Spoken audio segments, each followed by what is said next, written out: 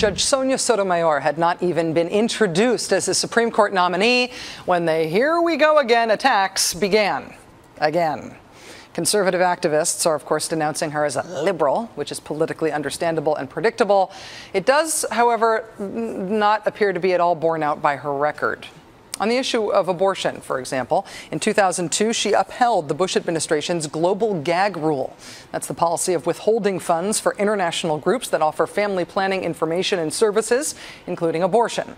On the issue of discrimination, she has frequently ruled against plaintiffs. For example, ruling in 2004 against African-American corrections officers who said they were retaliated against for filing discrimination complaints.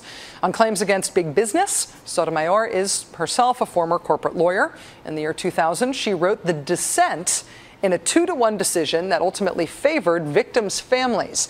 This was concerning the 1996 crash of TWA Flight 800 off of Long Island. Sotomayor wrote that the crash had not occurred within U.S. territorial waters and that therefore victims' families should not have had the right to sue the airline for extra damages. Again, now she was the dissenting view in this case. And she wrote that the judges who disagreed with her were ignoring legislative history and earlier case law, saying that their decision was, quote, clearly a legislative policy choice, which should not be made by the courts. Does this sound like the record of an unabashedly liberal activist judge to you? Joining us now is Dahlia Lithwick, senior editor for Slate.com. Dahlia, thank you very much for coming back on the show. Thank you for having me. I'm the only person in America who's pointing out that Judge Sotomayor is not all that liberal. At least it feels that way. People who are looking into the actual case law here and her record, does her actual record bear any relation to the names that she's being called in the political arena today? No, and I think you made a really good point before, which is this is the pileup, Rachel, of the identity politics piece with her actual record, which no one wants to look at. It's just become very easy on the political right to say, oh, Obama picked a great story over someone with an impressive judicial record, rather than saying, actually, he managed to do both. We should credit him with that. So I think you're quite right. They're going after her on the empathy thing and on the great life story thing.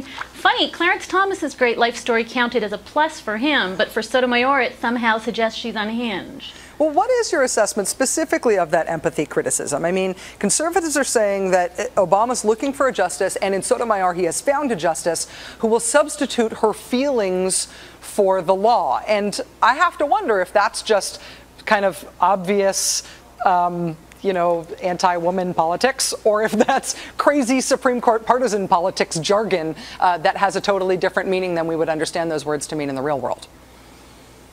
Well, two things, Rachel. The first is so much of this is anti-woman politics. I mean, so much of this is larded up with talk of her being a bully and aggressive, the kinds of things that she does on the bench that Scalia can get away with, but she can't. But I think your second point is really key, which really is that this is kind of empathy being massively distorted by the right to mean bias. When Obama talked about empathy and the audacity of hope, he was very, very clear. He didn't want judges to make stuff up so that the poor guy wins. What he said is put yourself in the other person's shoes, right? That was his mom's credo. When he talks about empathy, I think all he's saying is just listen. Listen to what the other side is saying. See if there's merit to their argument, and then think it through. It's a process question for him, empathy. It's not results-oriented, and I think that's been massively upended to mean, and what you're hearing today is, oh, she's results-oriented. All she cares is giving the little guy a fair shake. She loathes white men.